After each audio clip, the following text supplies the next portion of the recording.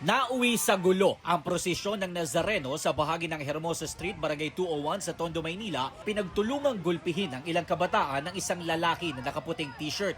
Sa kuha ng CCTV sa barangay, kita pa ang biktima na biglang sinaksak sa likod ng isang lalaking nakaitim na t-shirt na mabilis ding tumakbo. Dalawa yung tama ng babae.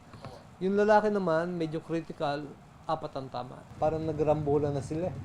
Kung sino na lang yung mahablot. Siyempre, pagtatanggol ng isang kaibigan niya, yung kaibigan niya nasaktan, parang dating alitan na nagkita-kita, inabangan yung nagpaparada.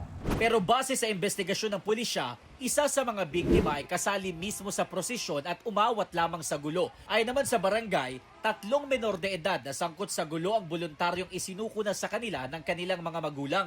Sa panayam sa nanay ng mismong sumaksak sa biktima, mas mainam nang isinuko niya ang kanyang 14 anyos na anak. Pasaway po talaga, sir. Mas mapapabuti po siya dun kaysa po dito sa kalsada.